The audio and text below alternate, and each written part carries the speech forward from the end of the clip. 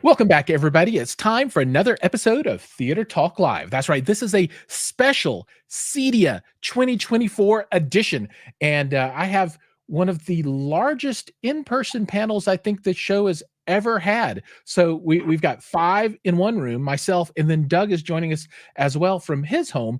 So we've got a nice big crew here today, and we're going to talk about something that is near and dear to all of our hearts, and that is the joy of a wonderful home theater experience. And to really dig into this, we're going to throw this over, I think, to start with Chris, and he's going to bring us kind of up to speed with what we're talking about, right? Because this is Cedia, this is Sound Room 4, and there's a lot that goes into that. So, Chris, tell us a little bit about what's going on here and what people are going to hear about tonight. What is this whole thing for? This is the fun part, at least for me, where everything comes together into an experience, and there's no way to have an experience with any one of our individual components. And we bring this together. I won't say synergy because that's overused, but we bring this together as a group of best practices, and this experience is going to be mind-blowing. The new technologies the partners are bringing to the room, and the way we've packaged this up into a blend of getting out of the way for your experience, but we got a lot to talk about in what we're doing here. So that's awesome. And so from a big picture perspective, we have a group of people assembled that are representing Sound Room 4. And Sound Room 4 is a demo theater that will be at Cedia. Cedia is happening this week, starting on Thursday, running Thursday, Friday, Saturday. And I think the first step here is let's do some quick introductions so everyone out in the world knows who everyone here is. And let's start with you, Chris. Go from, I guess, it's your left to right, and then we'll jump over to Doug, who is in his own window, nice and comfortable in his large room. All right, probably better air conditioning too. I'm Chris Seymour with Seymour Screen Excellence, so I'll be the screen guy, and we'll talk more about what I do with that. But I think all of our products kind of blend into different categories, so we're going to wear more than one hat. Jeffrey.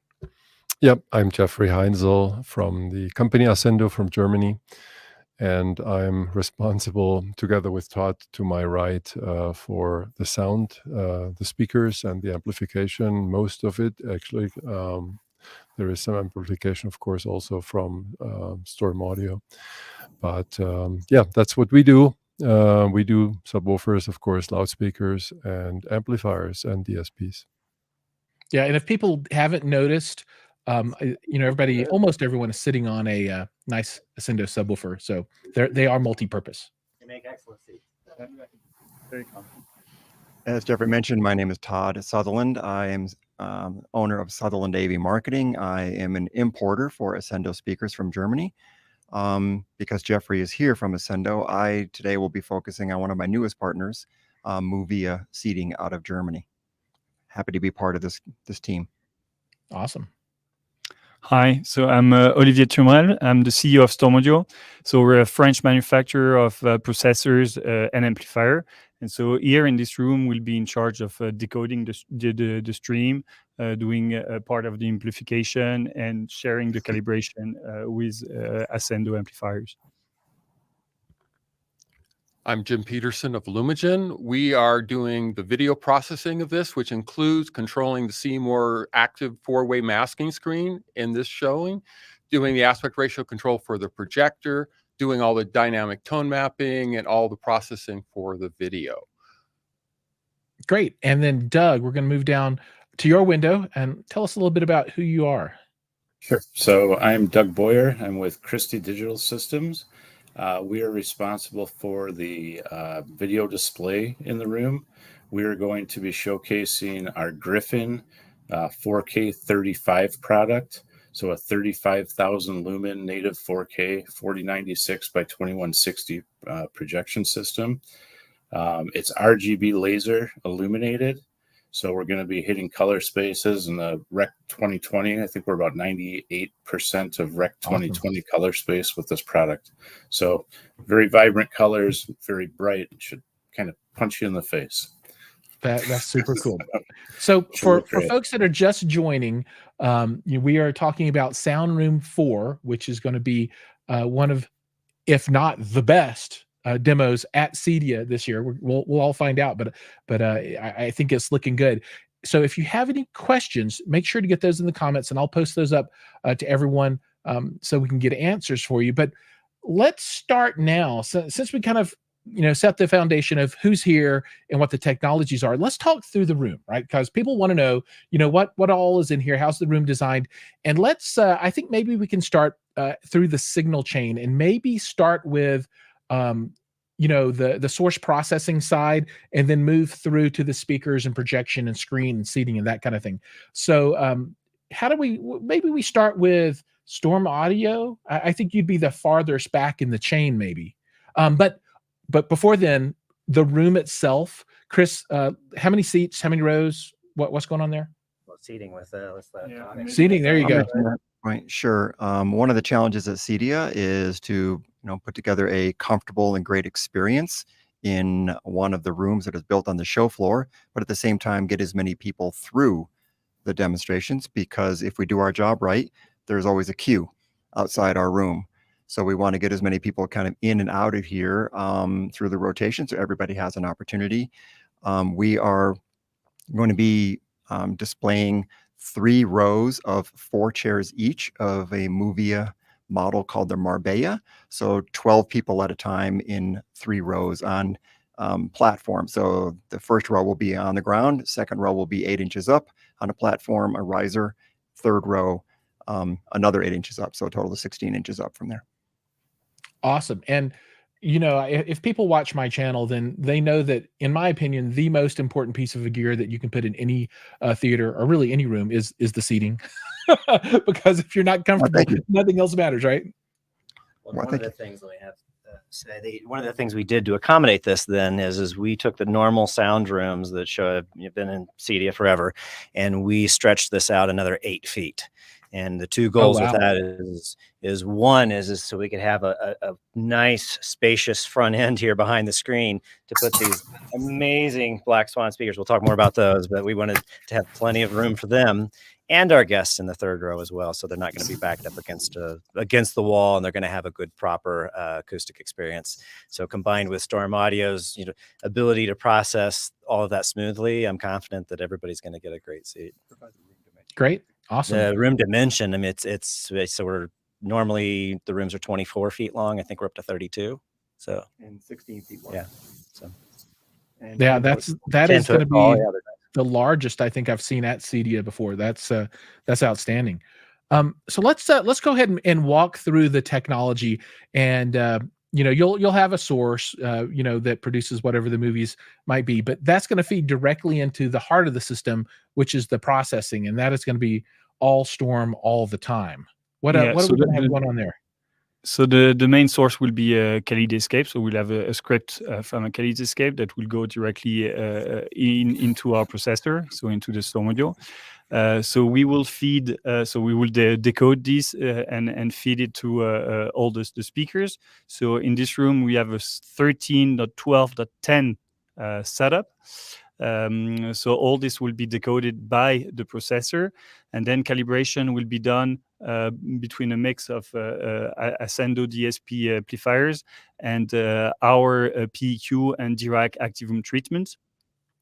And then out to the amplifiers. So we will use some of our PA8 Ultra amplifiers and some of Ascendo amps. Maybe you want to continue with the amp. So is any of this is this all traditional, or is it going to be audio over IP? What is going to be the transport from the processing out to the different amplifications? So we have something pretty unique at Cedia. We have an hybrid setup. So some of the channels will be fed through audio over IP, AES67, and some will be analog. Right on. I don't know that I've ever seen a hybrid system implemented before, personally myself, and I don't know that one's ever been at Cedia. So that's really interesting. And what model processor are you going to be using for this? Sorry, it will be. I'll keep the mic as long as you don't ask me to. I don't want to talk anymore. Take it, please. No, that's okay. That's okay. So it will be an ISP Elite 32 audio over IP, which has 16 channels of analog output and 32 channels of audio over IP. So that Yeah. that is native AES67 and can be compatible with any Dante amplifier. Right on. And So in our processor, when you do the setup of your configuration, you can choose for each channel whether it's analog or digital, and so it's very easy to do some hybrid setup like this one. oh, that's cool. And it is a 32 channel processor, correct? Yeah, So it you is. could output everything over AES 67 or up to 16 and 16 if you mix. You could do up to 32 of analog or 32 of digital, but you cannot Okay. go above 32. Basically, it's a mix with Gotcha. a maximum of 32 outputs. Okay, awesome. So this processor is going to shoot all this information out, and it's going to go to some of your amplification and then some of Ascendo's amplification and their DSP processing for the subwoofers, correct? Exactly. And so Okay. our amplifiers will be fed through analog, XLR cables, and Ascendo amps will be mostly audio over IP. I don't know if there are any analog. You tell us more about it afterwards. Yeah. So let's move on to talk a little bit about the Ascendo section here. Sure. I'm happy to. So we offer three new products, two of which are audio over IP. As mentioned before, our protocol is usually Dante, but of course they're also AES67 compatible. And in this case, we introduce a brand new two-way amplifier with an inbuilt DSP, which is audio over IP. In this system used for the Black Swans and also developed for the Black Swans, but also can be used for other very high sensitive speakers that are two-way or three-way. And the very unique thing about those amplifiers is we call them ultra low noise because they have the lowest residual noise. You can drive very high sensitive horns directly without having the slightest hiss or audible hiss on these. So we're talking below 20 micro volts of residual noise. Wow. Everybody's only talking about signal noise ratio, but that's meaningless if then the residual noise from the amplifier from the electronics is above a certain level, so that high sensitive speakers still hisses, and that's why we developed them, because our horn from the Black Swan is 117 dB watt meter, so extremely sensitive, one of the most sensitive in the world, so that's why we had to do that. And we of course also had to implement an ultra low noise DSP. And so the tweeter section has 1024 taps. So if you want to load an FIR filter on these amplifiers for the tweeter section, you can. And the woofer is 2 kilowatts, and the tweeter is either 300 non-bridged or 600 watt bridged. And Nice. they also have normal balanced inputs or AS3 inputs. So you have three different input sections on these amplifiers. And in this case, of course, we use AES67, which is compatible then, fully compatible to the Storm processor. Great. So we have a number of questions, and so I want to slip this one in now since we're talking about the Black Swans. That's a three-way speaker, is that correct? It's a two-way speaker. It's two-way. Now, is that all off-board processing for crossover there, or is that on-board? How are those working? Well, we can do the processing on a processor like a Storm, set up a two-way system in the processor, or we do it in this case now on our amplifiers on board on the DSP, which is inbuilt, and we preload a filter, which is factory preset filter, and then the speaker should work perfectly with an additional 32 bands of equalization. You can apply then for let's say room equalization, or whenever you want to change the timbre, the color of the sound, you can do that with the inbuilt DSP as well. Okay, awesome. So this is a 13, 12, 10 system. So you have 12 subs, 10 height channels. So does that end up with like your 6 traditional Atmos channels and then 2 heights on the front and rear above the mains and on the back wall? Is that the idea for the height level channels? Yes, that's correct. We are using 6 plus, no, actually it's 8 plus 2 heights in the back. That's how it Okay. works. Right on. Very cool. And then from a subwoofer point of view, what is the design philosophy there? So for those 12 subs, how are they going to be arrayed throughout the room, and how's that going to be processed? Um, How long do you have? Yeah. Oh, briefly for the layperson. Sure. Well, we do obviously a time alignment because all the 12 subs are the same subwoofers. So we don't need Okay. to do a phase alignment between them. And the time alignment is done in the processor. I mean, we do a pre-alignment, of course, because we have 4 clusters of 3 subwoofers, which are stacked in the 4 corners, which are pre-aligned then on our DSPs, and then on the Storm processor, we do then the final alignment with the ART system. Great. And these are the your new. This is a new model, correct? The square sub, so to speak. Correct. Yeah, that's a 28-inch squared, we call it, and it's an infrasonic subwoofer, but at the same time, it's what we call a kick woofer, because it has been designed with an extreme motor force. So the Q of this speaker driver is below 0.2. So it has an absolute amazing motor in it that has never been found in a subwoofer this size. So it's extremely fast, and it is absolutely flat up to 600 hertz. And Oh of wow, course, 600 hertz. yes, That's outstanding. for that size of a woofer. Yeah, I mean And that's huge.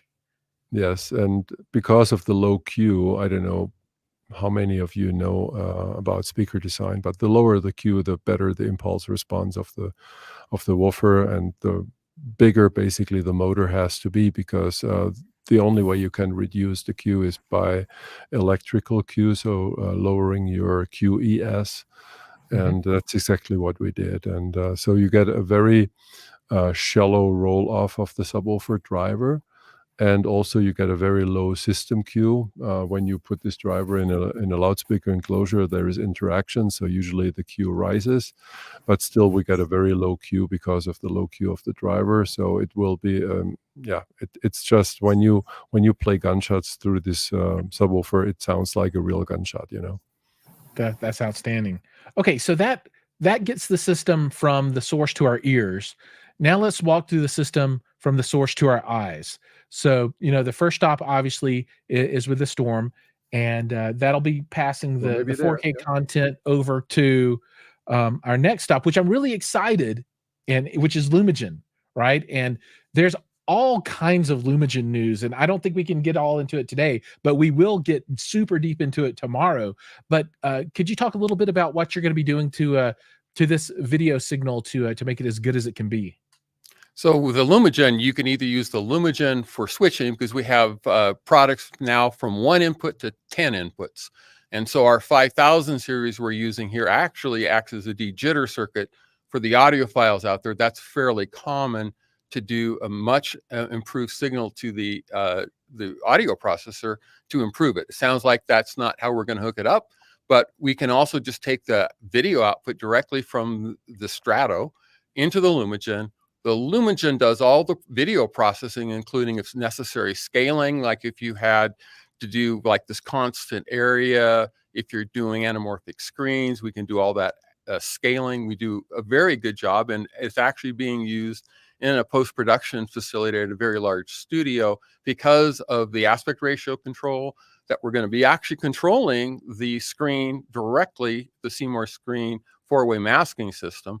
But one of the big claim to fame that we have now is our dynamic tone mapping, which is being used by a producer who's doing post-production. And in fact, I believe he will be on with us tomorrow night, talking a little bit about what he's doing with the Lumagen.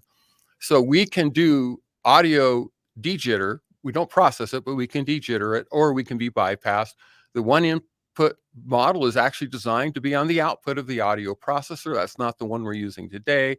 But so the Lumagen does all the video, any scaling, aspect ratio control, instant aspect ratio control. A lot of people don't have masking, but if you do, we now can control the Seymour directly. A lot of times we can report to the control system what the aspect ratio is, and then the control system does the masking control. So we do the scaling, we have some enhancements we can do, and we do the dynamic tone mapping, which is really with a projector, even a very bright projector, you're still doing dynamic tone mapping because a lot of the content is mastered at 4,000 nits. And what they're seeing for the commercial, they're suggesting 300 nits is the max you want to avoid fatigue on a large screen. So we process the content, and now we've added Dolby Vision LLDV compatibility so that you can get the better content with the fell layers. You get 12-bit content, you get more information depending on how big the fell layers are. So we've just introduced that as well. So we do all the tone mapping still, even with the LLDV, but with HDR10, we can process that. And it's all programmable. If you have a 50 nit, a 500 nit, or even a 1,000 nit LED wall, you basically program the Lumagen, set it up, and we do all that dynamic tone mapping and process that. Awesome. And what's the specific model that's going to be in play here in the room? This specific model in this room is a 5244. We have a 5348 in another venue, and we also have a 4446 in another booth. So we have several here. The big one here is the 5244. Very low noise, very low jitter, not only for the audio, but for the video. Awesome. Cool. That's outstanding. And for folks that are interested in finding out more about the brand and the products, make sure that you come back tomorrow. We'll be streaming and going super deep into the product portfolio, along with all of the different features, especially the new LLDV. And that's low latency Dolby Vision. Am I saying that right? That is correct. Yes. So Okay. basically, one of the TV manufacturers couldn't do full Dolby Vision, so they came up with this standard. It's come fairly ubiquitous, and a lot of people are doing it. One of the things is there's a lot of people spoofing the EDID, and tomorrow night we can talk more about it, but that's not enough to do it right. So we've actually passed the Dolby Vision test unofficially. We're not a licensee, we're just compatible, but we have passed the test to make sure that we are doing everything right for that. Awesome. Very cool. All right. So once we get past the processing, then we go to the photon beamer, the monster Christie, and we're gonna drop down. So everybody look down now. So Doug is here, and so tell us a little bit about what's going on with this crazy projector. I mean, this thing is a monster. Yeah, well, I mean, in the initial intro, I kind of, gave a lot of the highlights, but it is definitely, I mean, it's a large projector. It's 3-chip DLP, right? So it's 3 native DLP chips. Each one's 4096 by 2160. We've got red, green, and blue laser light illumination, which allows us to, provide a very high light output, as well as very precise, hit very precise colors. So in a very wide color spectrum overall. So it's the Griffin 35K is what will be showcased in this room.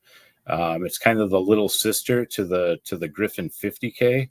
So if you had a larger screen and needed a bit more light output, we do offer a Griffin 50K as well. I know we're focused really on this booth, but Christie will be showcasing at least 3 other products at the show as well. So you'll kind of have a mix of different things that you can check out while you're there at the show. Awesome. Can you tell us a little bit about the lens that you're going to have in this system? Are you going to be just doing like a 4K 16:9? Are you going through with a inbuilt anamorphic lens, or what's that look like? Well, no, for this particular room, it will just be our standard ultra high contrast lens. So with the ultra high contrast lens, we get between 5,500 and 6,000 to 1 contrast ratio. Going from the high brightness to the high contrast lens, you do knock out, roughly 25 to at times we say 30% to be on the safe side of the overall light output. So you sacrifice a little bit of light, which typically in these applications you can afford due to the screen size. And we can still, achieve very high, nit levels on the screen for showing HDR content. Okay, awesome. Well, I think now where the rubber meets the road, so to speak, is the screen. So let's talk a little bit about the monster that's going to be up there, sizes, aspect ratio, and are we going to be? Will you be guys doing some on the fly aspect ratio masking changes during the demo? What's going to be going on there? What's the magic? We're showing off our 4-way masking system in our adjustable ratio theater, the ART. And this is a build on wall system that we can do. And now we have an ART XL where we can do sizes over 500, 550 inches. So we're doing commercial installations with this. And our ability to, it's interesting at a commercial size, we can span like 40 feet is, I think, is the most I've seen, where you can put your eye on it and there's no sag to the mask whatsoever. Like you can put a laser on it. It's perfect. So we've got some tricks to do that. But what we brought for this show, for the first time we've ever shown off, is our Enlighter Pro material. And the Pro material is designed, it's a DCI material. It's seamless up to 40 feet tall. So we could pop the roof and do a bigger show next year if we wanted.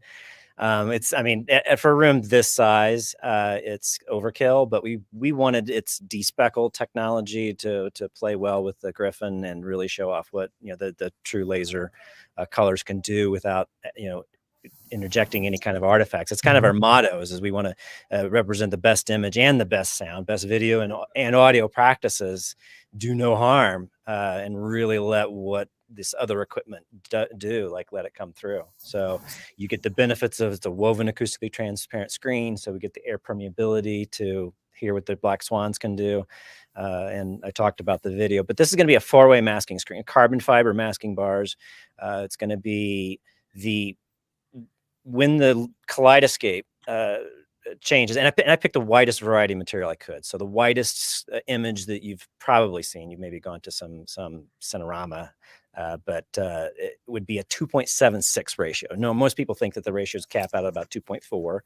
That's a CinemaScope, but the Creator, there's a handful of movies like Ben-Hur or something like that. Ben-Hur 2.55, and we do that too. But I'm going to show you the widest image possible that I can find anywhere. And then we're going to have intermediate things representing music and whatever, exploding robots we find. And then we're going to do as tall as you've seen too. So we're actually going to pull a 1.33 and just show you kind of the best of both worlds in a roughly roughly constant area type setup. So we can be format agnostic. So if you like the really wide, if you like the really tall, you're going to get the artistic benefit of each of those. And aside, this is the screen that puts away the arguments of, well, my screen's bigger. And we get the constant width guys and say, oh, that's the biggest screen. We get the constant height guys and that's the biggest screen. And the 4-way doesn't, it kind of laughs at all of those. So how we're going to be controlling those. So we're coming out with our Series 1 screen controllers. These at several sizes, residential and professional levels. We're going to be having a live demonstration out as well, just so you can touch panel and play with different content out in our static booth. So if you want to just hit things and see things fly around, that's cool. For this demo, though, the Kaleidoscope's going to be sending its video information. Jim's going to be detecting that with his Lumagen and processing that. And it's then going to know what those aspect ratios are. We're not going to need any kind of intermediate control product there. So the Lumagen can then just tell us what to do with the screen. And then the screen's going to do whatever Jim tells us to do. So that's the other innovation coming out. From a viewer's perspective, then, the use case for that would be, and for this, I guess, will be you'll have a bunch of clips, right? And clip number 1 will start. Kaleidoscope will say, I'm playing this clip. Here's the aspect ratio information. Lumagen says, okay, I know what this is. And then it'll send it over to your screen. So as the clip starts, then your art screen is going to adjust to the correct aspect ratio. Is that what'll happen? And then when clip 2 starts, then the screen will, and then clip 3, is that the experience? It won't be that loud. But yes. That was amplified. Okay.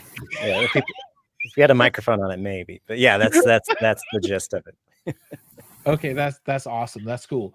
But So what we're able to do here is we don't have to have intermediate control product here. So that's an innovation as well that Jim's bringing is that, you know, we're saving the complexity and cost of all of that control product. I mean, it's adding the value of what we're doing. yeah, that's super cool. That's outstanding.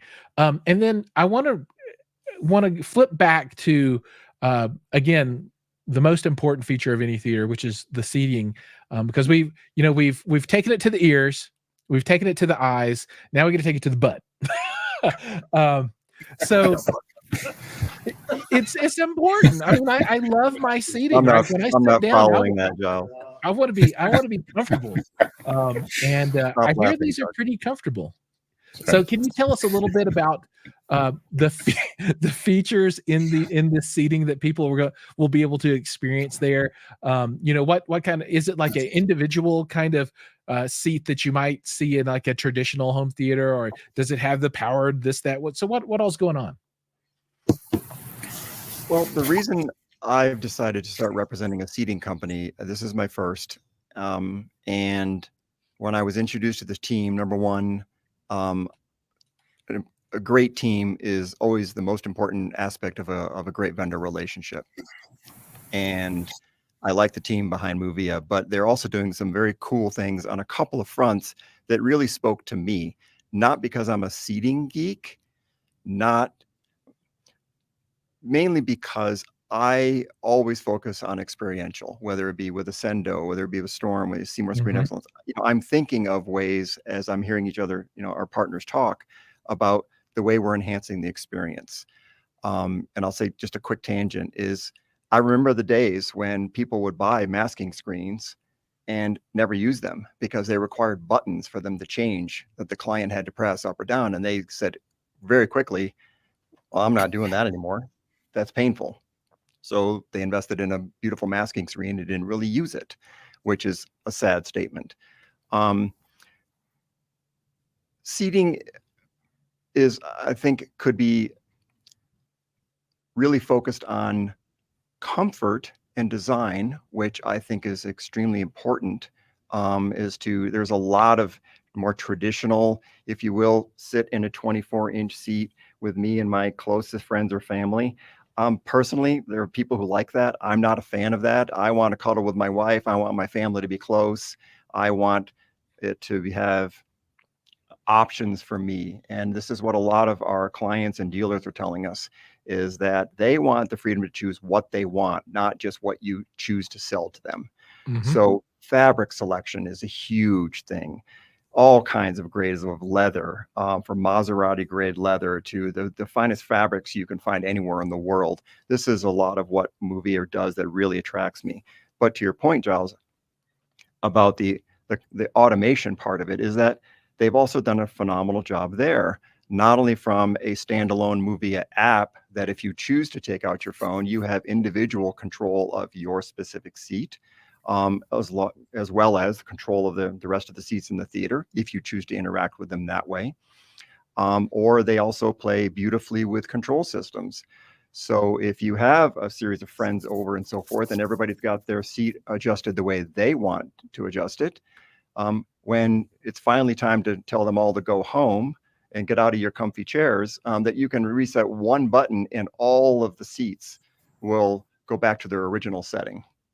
That's it's kind of like the beauty of why you have shades all over your home, because you don't want to do individual switches. Well, you can do the same thing with Moovia seating. So I think Moovia has done a spectacular job in bringing more of the family into the comfort, design, and ease of kind of experiential kind of control. And I think it blends well with great partners who are kind of thinking of the same thing. It's not just about our individual tech and how we can do specific engineering things, but in the end, it's about an experience. And the easier we make it for our dealers to sell to our clients, to say, forget about the brands. Your relationship with the dealer is one that we support as their partner collectively to make it seamless. But it should be an experience. It's an escape. It should be easy I want to watch and getting pulled into movie content. I want my seat to feel comfortable. I want to be close to the people who are in there. I want it all to just work. I want it to be automatic, and I don't want to have to think about it. And it should be reliable. That's outstanding. I like it. And I've got the website pulled up and I'm looking at it, and I want to read this line. It says, "Make the most of Moovia seating with adjustable head, back, and footrests, tri-zone lumbar support, cup holders, storage. You can set your temperature and your lights, and there's massage." These things do everything. Yes, It's they do. crazy. That's awesome. They'll not, thank you, Joe. They'll not all be offered in our demo, or as I mentioned, we need to get people in and out, correct? So at the end, what you didn't see is there's actually an eject function. So if the people who refuse to leave, it does catapult them forward, and out. Right. So for folks that are following along, you mentioned this before, but I didn't retain it. What's the model that will be in the room there? Was it the Milano? I don't remember. No, but thank you for mentioning that one too. You'll see, because you're on the website, Giles, that each of the model names kind of represents cities around the world, from Dallas to Milano. So we're actually featuring in this theater the Marbella. I gotcha. I gotcha. Correct. Yes. We have another theater where we're going to have the Lyon, which is more of a media room couch that also has functionality brought along with it. I like to think of it more as not competing with other seating companies, but competing with designer furniture. So you can take this furniture anywhere in the home. Designers will love it. Families will love it, but it also brings with it some of the cool features and automation we were talking about. So imagine a designer couch that actually, where the base extended out and brought your feet up. So I think it's a great line. Thank you for the attention to it. That's awesome. So one last question on the Marbella. Are you going to do the individual seats? Or are you going to do a cluster of 3 together as like a large sofa? Because it's super flexible, the design that you can put together for the seating. I think it's interesting because I really like the concept now of not necessarily having the traditional just rigid, we're going to each have our own seat and we're kind of separated from each other, but you can do like a 3 cushion, I guess you might call it, that can all recline if you want, but you can let them all down and you could lay down if you want to, or cuddle, or whatever it might be for that, really, well, more of a family type relationship experience, as opposed to just a bunch of strangers sitting together. So what's the style that will be represented here? So we chose not to put armrests in between every seat because, of course, that makes each of the seats narrower. And it also takes up more of our valuable 16 feet of space in here. So again, back to the balance of trying to fit as many people through here, but it also make it comfortable. So what we're doing is I mentioned 3 different rows of 4 seats each, but it's actually just, if you will, 4 chairs that are individually tied together. So they appear like a couch with armrests on each side. But each of the chairs has their own individual functionality. For reclining footrests and so forth, or I should say extending footrests. And each of the seats also is not your traditional 22 or 24 inch, right? I'm locked into my room. It's not very comfortable. I'm in my little space. Each of the seats, I believe, is 29.5 inches wide. So even within the context of sitting with, a close to your group is, a group of your closest friends, I should say, in this demo, that's an unusually kind of wide movie chair. So for those who are attending Cedia, I think you're in for some comfort that you've never experienced before in this seat. I'm really excited. There's so much great technology in the room, but I really am a seat geek, so I'm excited, and I'm glad that you're going to demonstrate this seating in this particular configuration, because I think this configuration is going to be wildly popular as we move into the future. That's one of my predictions for the future of home theater, is that seating is going to move more toward this style as opposed to everybody having armrests. Just my prediction, but I think this is a great indicator of that. All right, so we are 39 minutes in. I know everybody is super busy, so we're going to go ahead and round this all up, and maybe we can take final comments. If anyone has any final comments that they want to make about the room or anything, and maybe we can start with Chris and put him on the spot. And if anyone has any closing comments, we can then bounce around a little bit. So, Chris, any closing comments for the crowd anything that they should know as they prepare to be stunned by the most magical art screen they've ever seen. Right. I mean, that's the challenge is we've talked so much about the technical aspects of things, and it's going to be, we got what, 2 more days, guys? Like, we're going to be wrapping this up into, then when we hit the lights, it's going to dim down, everybody relaxes, things fire up. And that's where that rubber hits the road, that metaphor can get used is, and then it transforms away from a collection of technology to that experience. And that's the goosebumps moments for me. That's when, I do this for that reward, really, more than anything. I don't know any other technical aspects that we can add to this. I mean, if you guys wanted to, I don't think we really got a, do we get a good view of the black swans behind me? I'm kind of like blocking those. Okay. It's pretty dark back there. I can lean back and, but I mean, you've never seen us. You can see that big oval it back there. Actually, Jim's head was framed quite well by one of the horns. He was right in the center of it. Right. So he had that was his halo, actually. Yeah, he had the huge horn right behind his head. But there you go. Now we can see it. Look at that monster. That is a beautiful, and the subwoofer beside it. That is what will be known as a classic pairing into the future. I mean, who doesn't want to hear that? I mean, look at that with your eyes. But state of the art right there. Imagine what that's going to do. My wife would really like the cone.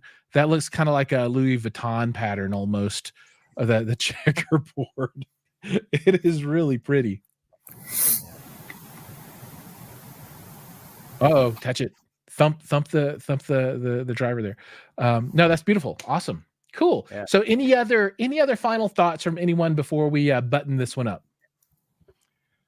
I want to relate back to the kind of the number of channels we talked about, and the kind of immersive experience that comes from having a room that is designed with a lot of channels and speakers in it. Because with sophisticated processing from a processor like Storm, decoding the formats, one of the luxuries that I've been involved, like a number of us have, in doing high-end home theaters for a number of years. But one of the luxuries that I personally found in doing a number of theaters recently is the luxury of height and a channel count. Because to kind of encapsulate yourself in this beautiful immersive bubble comes from not just your seating distance from your screen channels and your surrounds, but it's also your height channels. So when you're having 10 speakers above you, it's an amazing experience for those of you who have experienced it, or those of you who haven't. I recommend it, to have just this seamless, beautiful interaction with content that your brain just lets go of trying to figure out where it's coming from and why. It's just, you're completely sucked into what the content creator's vision, right, of your experience should be. And I think that's tremendously fun. I'm an audio geek. I'm a gear geek, period. I can talk about almost any of the components' roles in why it's done and how it's done. But in the end, it doesn't matter. We need to just, kind of suspend, right, reality and suck you into content. And that's why we all do what we do. Yeah, that was very well put. And I like what you said before as well, that this is all experiential, right? It's at the end of the day, it's not about each bit and piece. Each bit and piece will contribute to the whole, but it's that whole of what you experience when you sit down and the lights dim and the movie plays and the emotions that it creates for you. That's the goal, right? And I think everything from the seating to the projection to the processing to the processor to the screen to the speakers to the bass, it all works together to create that experience. So I'm really excited for people to experience this, because this isn't something that people often get to experience in their own home, right? You won't find this. This is what, $1 million system? Yes, it is. I mean, yeah, it's up there, right? So this is as good as it gets. I mean, this is top of the crop, right? So it's really exciting that people can come and experience and kind of understand, what is possible, right? And a lot is possible. Great. I can make one other comment real quick, Giles. Absolutely.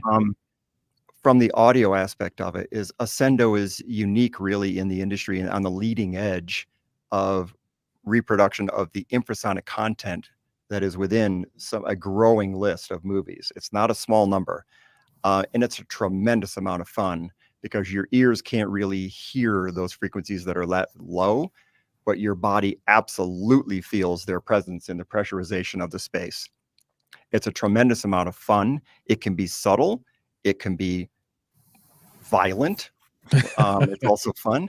And one of the most common comments that we have in Ascendo theaters with deep infrasonic frequency reproduction is people will fly up out of their seats and say to our dealers, what do you have in here for transducers in these seats? And the answer is there are none. There's algorithms used by transducers to try to simulate what the action of the movie really is, or you can do it correctly, and that is let the content show you what it really is, and that is through infrasonic reproduction. That's and it awesome. just goes right through your body. It's a tremendous amount of fun. Well, there's one place to experience it, and it's going to be Sound Room 4. So everybody out there, make sure you stop by and check it out. So everyone in the room, thank you so much for joining tonight. I know everyone's time is precious, particularly during setup at Cedia. So it's an honor for me to be able to run this panel that people will be able to watch and understand what's coming up with the room, and hopefully look back on in the future and say, okay, this is the design that I want. And they'll call their local integrator and say, these are the products, let's go. And they'll be reaching out to you. So I'm excited for that future possibility. All right, folks, we're going to go ahead and move into what I'm going to call section 2, and this is the Brett Bjorkquist section where we're going to walk around a little bit. So panel, you guys are free as the birds. Thank you so much, and everybody hang on for a while as we swap some cameras and stuff around, and we're going to walk around. Thanks everyone. Thank you very much. See you guys in a couple of days. Take care. All right. So there's Brett, everybody. So he's going to be walking around with us and showing us some things and that kind of stuff. And panel people, you guys are good. You can take off unless you just want to hang out. You are free. Thank you, Doug. Also saying get to work. Hey, thank you very much. Take care. Take care. We're just gonna run around a little bit. We'll look around. All right. So as Brett is getting ready, if there are any questions or anything, let me know. Rick, I think it is pretty cool, the Moovia seating and the ones that they have there. If you pull up the website, it's really cool. And I think those seats have like the headrests that flop down in the back and then come up. So if you want to, you can completely push them down, and they're not behind your head unless you want to bring them up. So I think that's how those will work, and that's kind of exciting. So Brett, welcome. Hey, thank you, Giles. Yeah. So it's been a blast. Hey, how often do you get to have a live cameraman? I never get to have a live camera operator. It is the best ever. I always want one, and I never get one. So no, thank you for that. You did a great job. No, not a problem. Like I said, it's you want to capture all, but when you have 5 people here, it gets to be a lot. So it was great to be able to zoom in on it. But the one thing is that when you have everybody here, it gets really dark in the back. I know. Yeah. So yeah. Now we can actually, what we'll do, we'll go run around a little bit. These speakers are amazing. I got to hear them at M-Wave recently. So, I've heard them here. Obviously they're still static at the moment. But no, it's going to be an absolute blast here. Yeah, that's fine. And so Rick is asking, what's the price range for the Marbella seats? Marbella? I have no idea. And I don't think Todd would be able to tell you either, because he's on the distribution side. That really needs to come from a dealer. So I would say reach out to your dealer, or send me a note, or DM me somewhere and remind me, because I'll forget, and I can put you in contact with somebody that's in your local area. If you can let me know where you're at, we can find a dealer that will be able to quote that stuff out for you. So happy to help connect that. And Mike says, hi guys, what's up, Mike? I can't wait to see. What's going on, Mike? I know, I can't wait to see all these people. It's going to be awesome. Well, so Giles, I don't think I've even officially announced this yet. Can you pop Mike back up there? Oh yeah. Boop. There's Mike. Okay, so So I'm assuming Mike joins your channel every once in a while too, Giles? You see him I've commenting, or- never met Mike before. He's wearing the wrong shirt. He's not wearing one of mine. I don't know what's up with Brightside. I love Brightside Theater, but when you put a man's name on your chest, it's way better. I'm just Giles McCoy. People are like, that's weird. Hey, if you send me out something, Giles, I will wear it for you. Ooh, be careful what you ask for. There you go. So Mike is actually, we've been going out, and I know you supported it as well. So thank you again. But I ran a contest. I know we met at Expo, and Mike. I'm just messing around. Sorry. sorry, Brett. No. So obviously the last few weeks, I ran a contest that I'm actually sending somebody out. So I'm going to fly somebody out to Cedia. We're going to spend 2 days. So I'm flying him on Friday. We're going to be able to go. They're going to join the VIP. We'll talk about that in a second. And so we'll do that for Friday night. Get a couple hours to crash. And then Saturday, we're going to go through pretty much all the best demos that are out here. So, of course, Sound Room 4 will probably be the best, but there's going to be some other killer stuff as well. And Mike is actually the winner. So, Mike, yeah. So Mike, yep. So Mike will be out there. We'll make sure that he doesn't show any favorites with wearing any sweatshirts in there. So, but yeah, no, it was funny. I was on with Todd Anderson from AV Nirvana, as well. So the other day we were just talking about the contest and things like that. And Mike was on there and he was asking about secret codes and other entries and this and that. And I think he had 44 entries. He had the most entries of anybody. And it paid off because more names in the hat, means that you got a better shot. So congrats to Mike. That's the first time we've put that out there. There you go, Benny. Absolutely. So I wish I could send more. If I can get a lot of feedback in this kind of stuff, then I'm hoping that next year maybe it could be two or three people. So but the really killer piece in this, and Giles, I know because you'll be joining us for it. So the first piece that I wanted to do, and that's kind of why I'm in here, helping out, doing some setup work and this and that, was kind of in trade for being what's going on, Joey, was to be able to host an event in here. So typically, like the guys were talking about earlier, and you've seen it, Giles, you come in, you get usually about a 10 to 15 minute demo, right? You cut through 5 different clips. They're all fun clips, but and I love what they did this year versus last year. So last year we had 8 seats, and then we ended up putting like 4 directors' chairs in the back. But unfortunately, they were kind of stuck on that back wall, right? So little history as to what Chris was talking about before.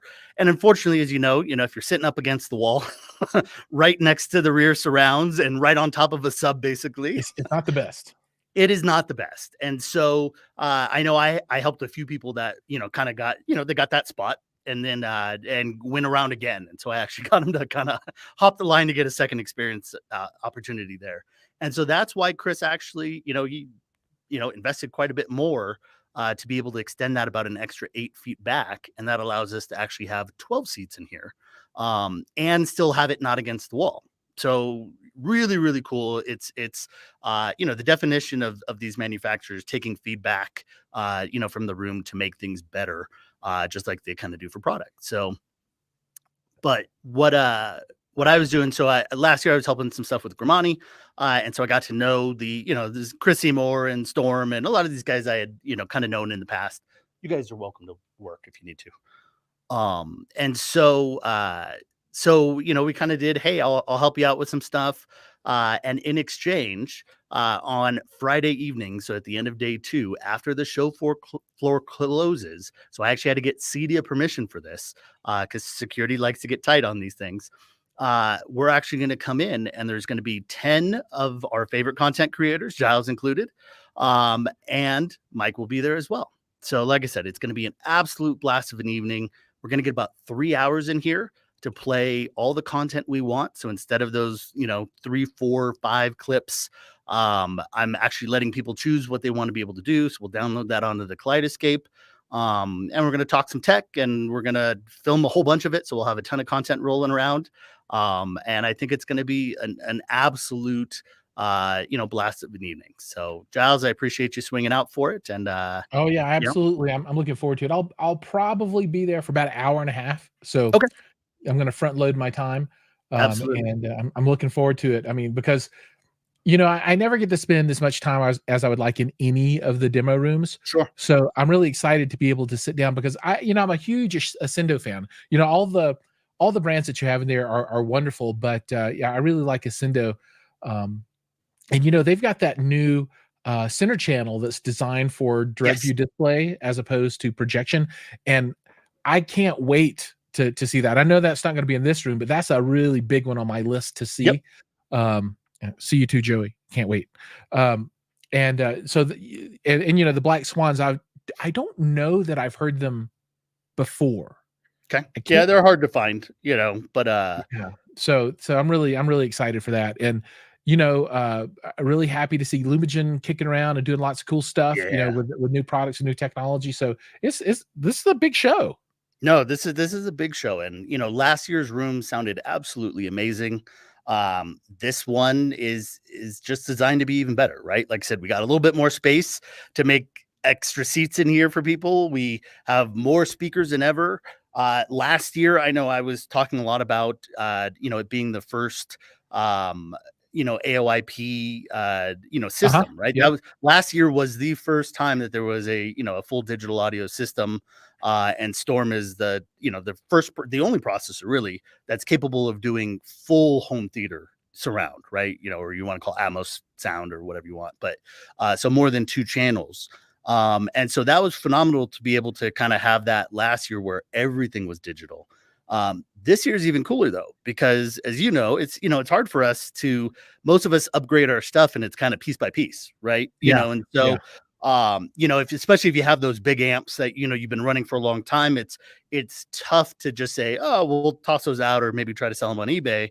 But if you're adding new Atmos or things like that, then what's really cool with this is that Storm can run it hybrid. It really doesn't care. So we'll be playing around with this a little bit more in depth as we work on my home theater at my house in the back half of this, or the back Q4 of this year. Storm needs to come out with a retrofit kit for their first edition processor, because I've got like the ancient #1 Storm box, it's great, but I don't. It's got a bunch of slots on the back. They got to be able to put AES. It's just an Ethernet port. Come on, guys, let's do this thing. Just one. I just need one 10 gig port or something. One fiber. What I don't care. I've never seen, Giles. Have you ever asked to see if there's any upgradability? I know they can upgrade a lot of stuff. I don't know. I don't know if they can do AOIP on the old. Sure. Yeah, that's a big board change. Possibly that's a how big it works. change. But I'll ask. Well, I was going to say I'll ask for you too. So yeah, you got the guy. Hey. So because I'm curious about that. But I love the idea that you can run a hybrid system where you could still use maybe the big amps that you need to, and that's basically how they're running this. So it'll actually be backwards. These will actually be the Dante enabled amplifiers, which gives you more DSP control and things like that. Although you can do a lot of that probably in the Storm processor as well, realistically, with direct art in that product. But these, and then all the surround channels will be run by, I think, 4 DA8s. So the Storm Audio, analog amplifier. And so, but it's kind of cool to be able to do that, to be able to say, oh, I'm adding Atmos speakers. Well, you know what? Why don't we try adding those into Dante? Because it really is cool to be able to just like assign a port. And if you did something wrong or you can just move the speakers around. You can do kind of whatever you want. And the fact that, so like I said, so I think, last year it was the coolest room because it had, an all digital system. This year it's even kind of cooler because it's running a hybrid, which is even more complicated. So yeah, and I think a lot of people took notice last year with the audio over IP that you guys did, because everybody and their brother is now releasing amplifiers. Even Origin Acoustics has audio over IP that they're showing at the show this year, which is interesting, right? And they're like CI, Well, no, absolutely. And that's one of the things is, you know, for people that haven't used it, because it is newer on the residential side, you know, AOI, you know, audio over IP, Dante, AES 67, those have been used for a dozen years on the commercial side. You know, when something has to work every time because you're at a Coliseum or you're in any of those places that you don't always think about it being the best audio quality, because, you know, a lot of times it's just a lot of little speakers. But the fact is, if you put good speakers on there, they would do the same. But, you know, they work every time. You don't have, you know, dropouts. You don't have, there's all these little things that are dialed in through the chain to make sure that they all stay on time. And so, you know, as it's coming in here, yeah, I saw with Origin, and I was talking with Joe Whitaker the other day, and I'm trying to get him while we're all here, because, yeah, you know, like I said, they're coming out with these products, and, you know, it's something that for some people, especially, you know, once you're in kind of an AOIP, you know, ecosystem, you could use that for your multi-channel whole home audio systems. You know, totally like I could. said, yeah. So, you know, so like I said, I think it'll be really, really good to see it. You know, at some point, I know, you know, realistically, because I tend to be pretty objective on it. You know, Trinov's been talking about it for a while. I know that they'll get there, you know, with it They too. will. You know, some of the other JBL I know is doing 2-channel stuff and doing a little bit more on multi. So, you know, I think it's something that, you know, in the next few years, we're going to see a lot of, just because it's so reliable. You can thin down some of those XLR cables and everything else. You know, it's digital, and you generally, in most of those products, you'll have a DSP component to it. So, you know, if you don't have something, you know, that you're using for high-end calibrations like waveforming or direct art, you know, it gives you that capability. And I'm doing that. I recently bought a setup of Theory Audio for my family room system downstairs.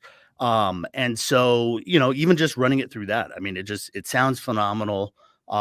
You know, the noise floor is it's the quietest thing I've ever heard. You know, I'm always used to hearing a little bit of subwoofer hiss, and you really didn't hear any of it. I couldn't catch any noise in that room that was coming from the system. So I get super excited when we you know, start looking at all the new technology that's around here. I think it's going to be a good Cedia. And I know, obviously, as much as we love projection screens, I'm sure you're going to be looking at some you know, rear video walls as well, because I know that seems to be something That's you a like big thing for me. Yeah, that's part of my prediction, right? So, you know, there's always going to be projection, right? That's going to be around forever and ever, right? But, you know, I do think there's going to be a new generation of home theater where, because let me take a step back. So, home theater has always been dictated by the technology that's available. So, if you go way back, and we'll talk commercial, you know, why were projectors made in the first place? Well, because all there was film, and they needed to figure out a way to put film where you can watch it. Well, they figured out, okay, let's shoot some light through it, and it goes on the wall. Hey, great, right? Okay, but what does that mean? We got to turn the lights down. We got to block everything out, right? Sure. And then we got to figure out how to make these bright projectors. And then TV came along, and, you know, that started developing over the years and years and years. And eventually, we get to where we are today, where at the residential level, you know, well within almost anybody's budget, you can do 100-inch, right? And that is like on the cusp of getting into theater sizes. It's right on the cusp, right? 120-inch, you are solidly in residential home theater space. So and the TCL 115, really, really close. And just video walls, if you go see them, they are going to have a cost change on their entry level stuff this year that, you know, takes things down into the cost less than a car realm, right? You know, right? It costs as much as some cars, but it's, you know, it's not as much as a Ferrari. It's a smaller car. Yeah, so, you know, it's like a family sedan sized screen, but, you know, you'll be able to do like 130 something inch, you know, at prices that aren't just stupid prices. If I don't know what the right term is, but, you know, out of reach, you know, aspirational stuff, you know. So this year is going to be the first year where it kind of becomes reasonable, and that's because technology has caught up. So all of the room design is going to change now that you don't have to have projection. You can do an LED wall. You're going to see more seating like what you guys have in this room, which I think is outstanding, right? I really want to see those seats. And you're going to have more super big TVs and panel televisions. If you go to Samsung, you go to LG, you go to Sony, you go to any of them, they're all going to have their LED small panel kind of stuff available. Sure. And it's going to move into a place where it's affordable. It's pretty cool. No, I agree. And like I said, you need somebody to buy the first gen to Yeah. kind of fund the R&D for the second gen, right? And That's right. I think it's absolutely amazing. Skylar and Jim and and the guys over at Just Video Walls, they're coming in and they're trying to do something that again kind of hits the price points and what everybody needs, and kind of designing some pre-bundled kind of setups that make it easier for people to understand what they need, because it's again, it's not as easy as buying a TV. And so I think products are like that. And then like you said, as Ascendo comes out with products like their director product, which is their center channel that kind of mounts up, that's always been the biggest issue, right? How do I get that sound? I want that sound like it's coming from the screen.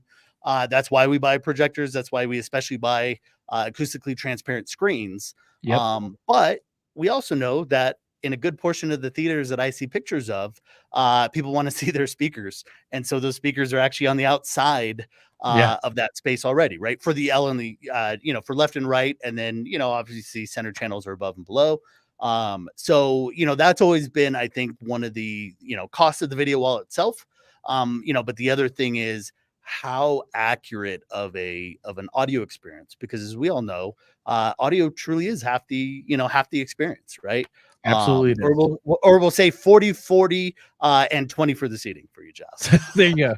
Actually, it's 90% seating, 5% sound, 5% No doubt. I got to be comfortable. But yeah, no, I think it's going to be interesting. Like I said, I'm a diehard theater fan. So it's hard to imagine a non-projector and this and that, but it is completely different. Yeah. Yeah. I think you're going to see home designs now that are going to focus even more around the family room, right?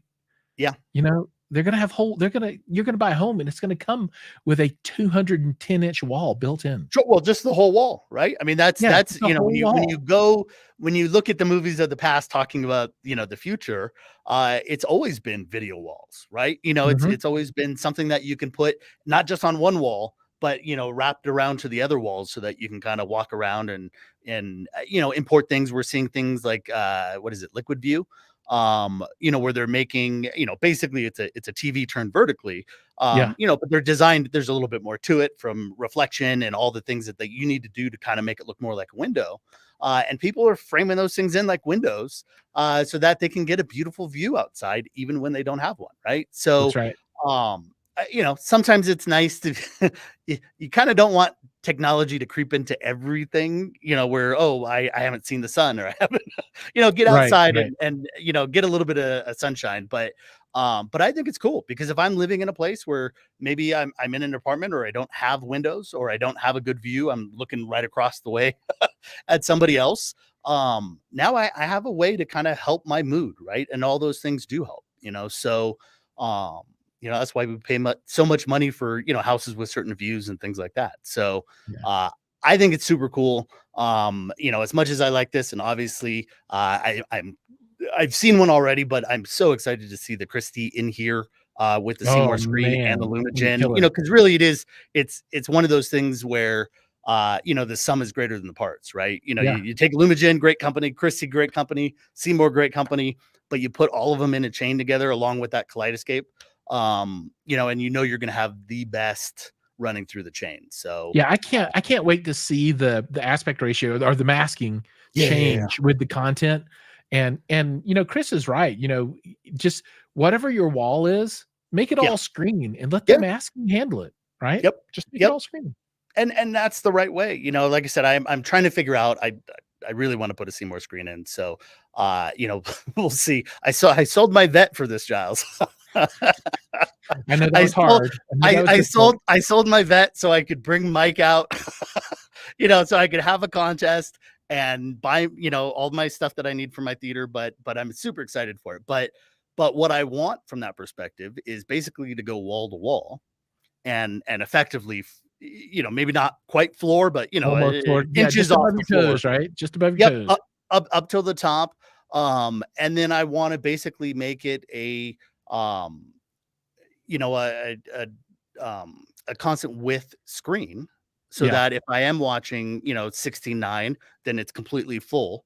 But if I'm watching a movie, which again, yes, they range all over, but let's say 235, 24, then I can at least get 2 masks, right? So really, in that case, all I need is a 2-way, not a 4-way. And basically, I can bring that top and bottom up to make sure that I'm getting the maximum amount of the screen. So there's just so much cool stuff on the projection side. And just looking at the technology, HDR.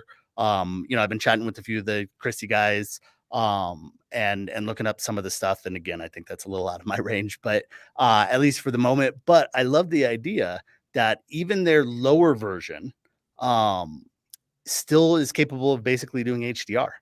Yeah. And that's all we talk about in the forums is the fact that that projection really can't do HDR, right? And obviously it comes at a price.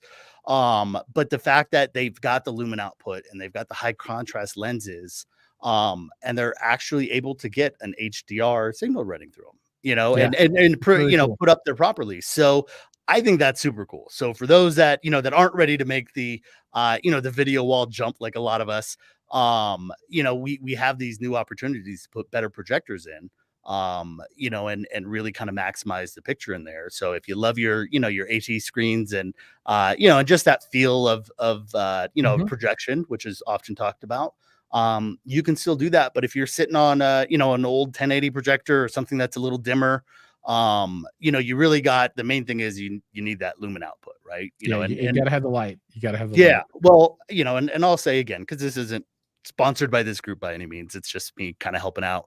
But I want to take a look at the Epson. I gotta say that's a different, in my mind, different price range, different customer, right? So Mhm. It's got a much larger customer base. well, and no doubt. So, and like I said, it's interesting to see, if you're gonna buy a Christie, you're gonna buy a Christie because it truly is one of the best projectors Yeah, out because you there. can. Yeah, because you can, but the reliability, I mean, all those things. When you're in the commercial space and government space, and those things just have to work, right?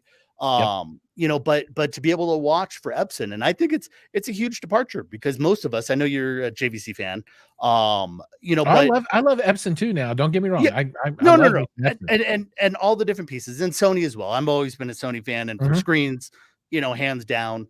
But it was always Epson had kind of the a higher lumen output, but maybe didn't have everything else in it. This one just kind of cranks on everything. Yeah. It's HDR, it's 10,000 lumens. It's like I said, I'm curious to see what that looks like in person. But I gotta say, it goes for for somebody like me who, as much as I'd love one, can't probably afford a Christie today. I gotta say, an Epson is probably on my on my short list of projectors in there, at least to be able to play around with it, and see before I make a final decision. Yeah, I'm gonna be in the Epson press event that Okay. happens Thursday morning.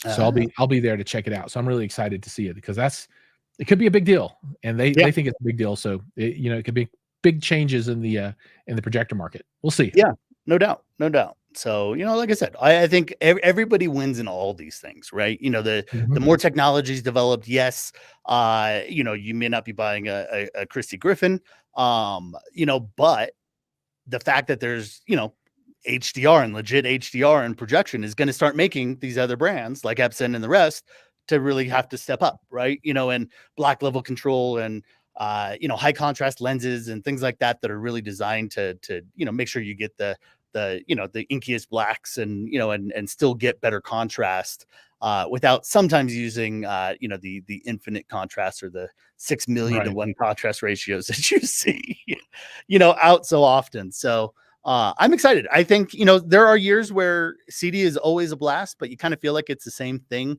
that you saw last year. I think this is going to be a good year. I think this is, there's a lot of fairly new technology. There's a lot of first and second gen kind of reflective speakers for those center channels on those video walls.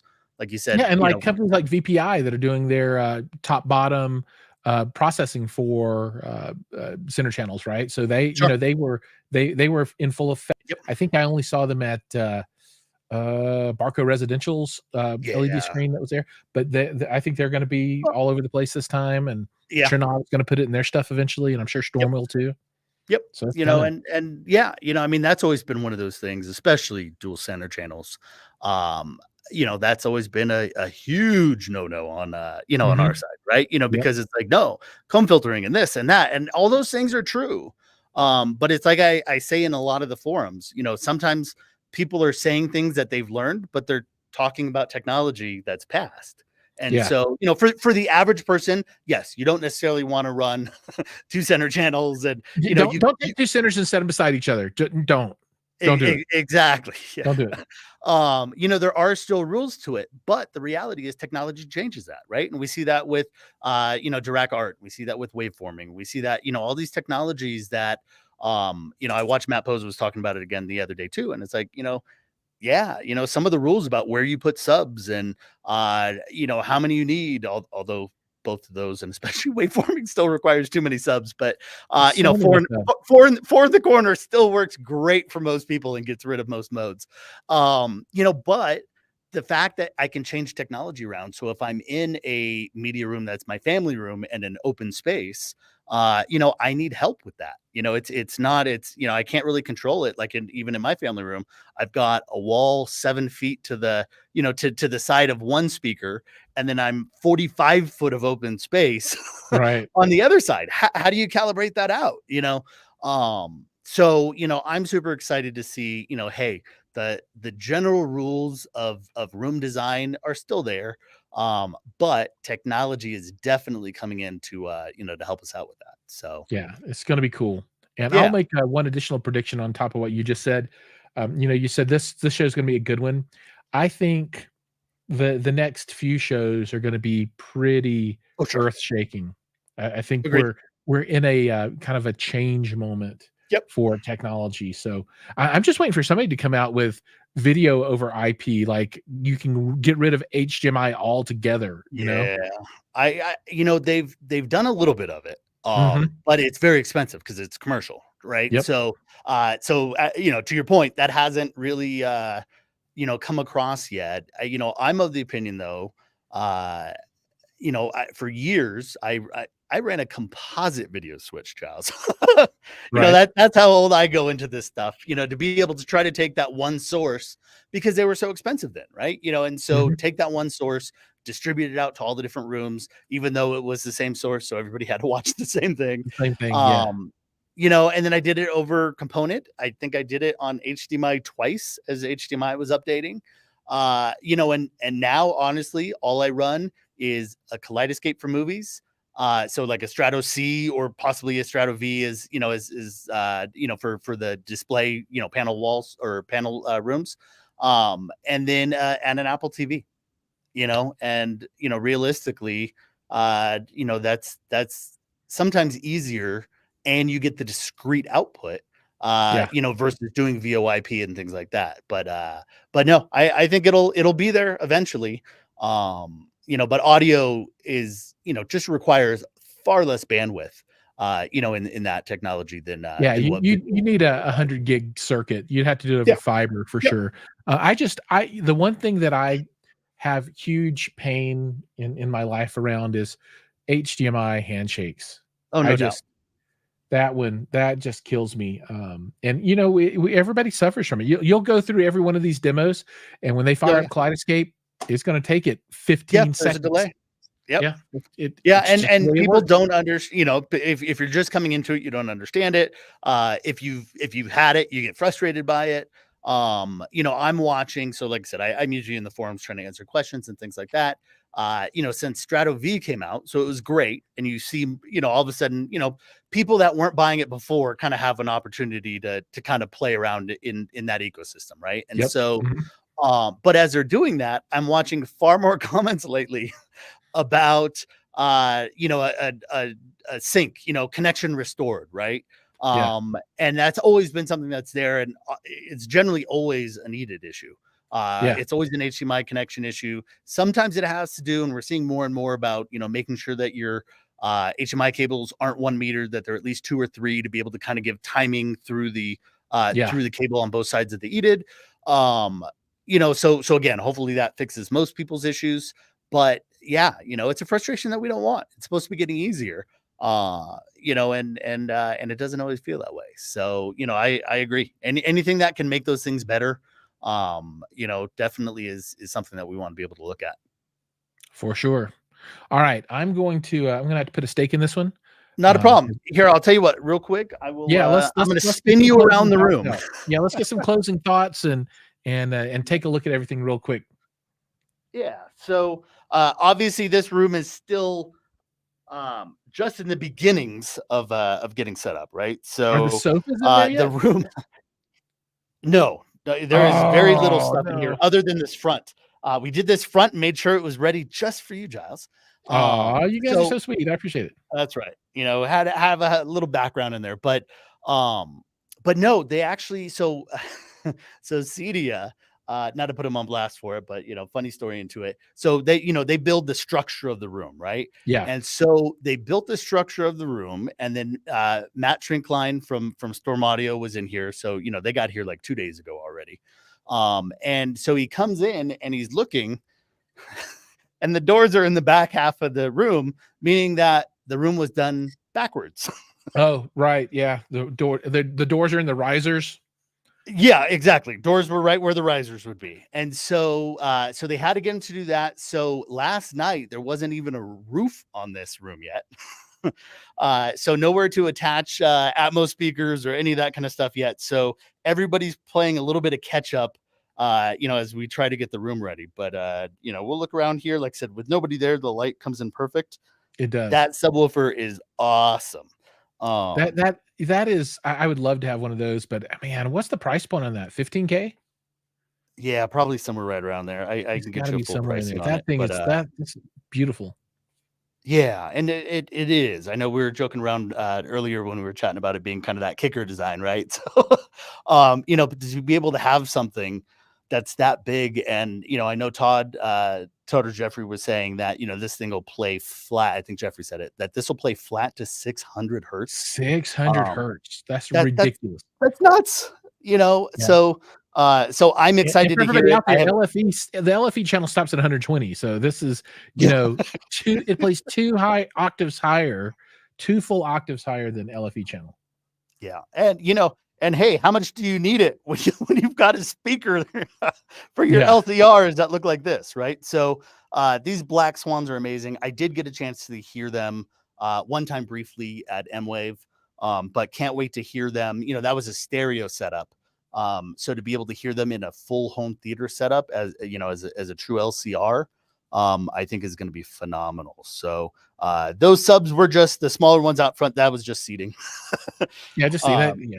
What are those 15s? 15s or 16s?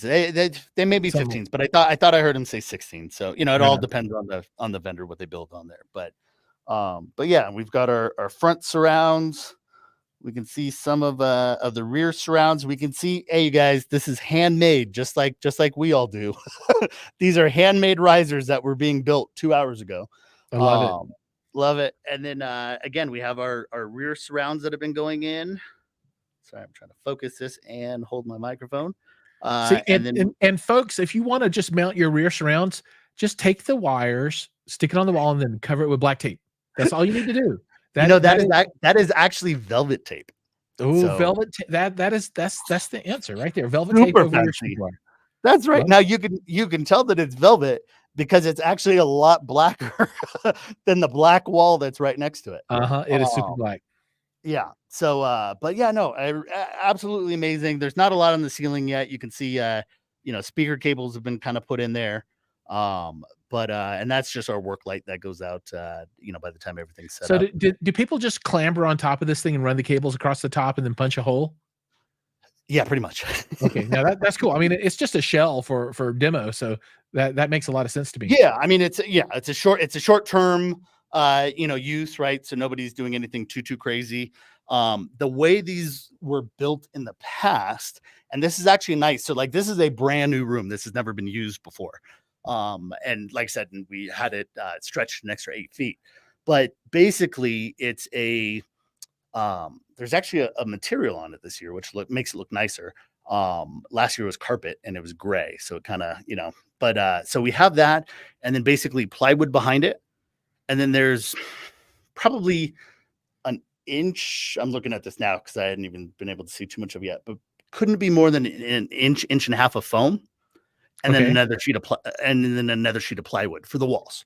Oh, okay. And then you go up to the ceiling, and there's, I think, one brief sheet of so a small sheet of plywood, and then just some foam, and then I think just a cover on the top of that.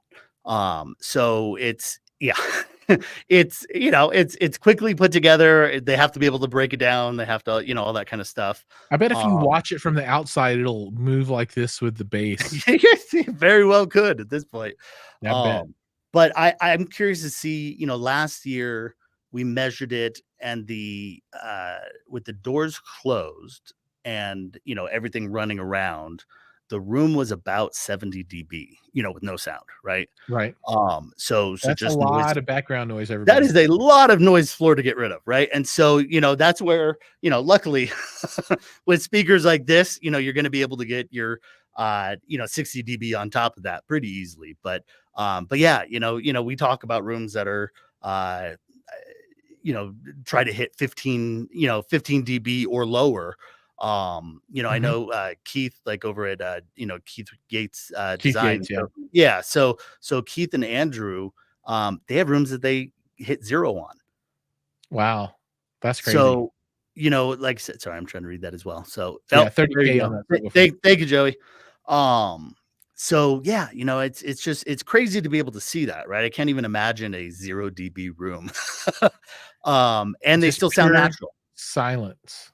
Yeah, it's quiet, but you still need enough liveliness to it to to be able to hear you guys. So when you're inside the room, it's not 0 dB. It's only, that's the outside influence, right? And so we did that. I got to see. So there's a KYD room in Texas with Elliston Systems and Design out there, right? So and that was a smaller version of a Keith Yates room. But still, I mean, you walked into that room and it just sounded peaceful. It was dead quiet. Other than their door, which wasn't totally sealed. But yeah, I mean, it sounded so dramatically different. You didn't have to raise your voice to speak, all those kinds of things that are there. So I'm curious to see, we'll put a noise meter in this thing, once everything's up, and then usually I try to throw one in, after the show's started. So like I said, but lots of really cool stuff. I know you'll be taking video out here. I'll take some pictures and video, but like I said, you'll be here. So, so you got that, and then there'll be a lot of coverage. So for all the folks that are out there watching, there'll be numerous channels that you can watch to get all the different points of view, so it's kind of cool. Yeah. So like I said, it'll be an absolute blast. And then we've got our special event, which, again, 3 hours talking tech, with, so many cool people that, that I consider friends for it. I think is just going to be, an absolute blast. So, happy to have all you guys out there. Happy to have Mike with us. And I'll see you guys all on Friday. Yeah, I'm looking forward to it. I can't wait. It's almost here. So everybody that's watching, if you don't have tickets to Cedia and you're close, there are a number of companies that will hook you up with a pass to get in. So, if you need passes, we can find you a pass one way or another, right? So don't be like, oh, I can't go because it's only B2B. But no, you can get in. We can. There's a way. We'll get you in. I got a few people in already. And like Giles said, there's some ways to do it, but if you're looking for something easier, it's last minute, and maybe you want to fly out, if it's easy enough, it's not too bad. Then you're always welcome to hit me up as well. So if you email Brett at marketmaker.com, so MRKTMKR, then I'm happy to get you tickets as well. So let me know, and I can make that happen pretty quick and easy for you. Cool. All right, everybody. Thank you so much for watching. Remember, like, subscribe, ring the bell, do all those things. Go over and call out your channel. What's your YouTube channel, Brett? My YouTube channel. Thank you. So my new YouTube channel is Factnatics. So FAQ, right? For facts. And then Natics. And then, we've got some great video content on there. My focus, there's so many great guys already talking about different theaters and stuff like that. So mine generally runs around, kind of education. So I'm going to actually be building out some REW trainings, some Storm audio trainings, different, but the actual, like, how to program these things, because sometimes that information is not out there. But yeah, like I said, some great information on there. I've got some bass management videos with Anthony Gramani. We talk about network audio a little bit. So we were talking about that earlier. If you want to learn a little bit more, that's a great video to be able to watch. And we'll have a ton more content afterwards. And like I said, I've already given away 2 pairs of Bowers & Wilkins headphones and a free trip to Cedia. So, you know, I'm trying to launch this off and have some fun with it, and kind of give back to the community that I've enjoyed for 25 plus years. And so, yeah, I appreciate a like and subscribe there as well. Awesome. Cool. Well, thank you so much. Thanks for putting together this panel. It was really fun. And we'll see you all here soon. Take care. Absolutely. Bye.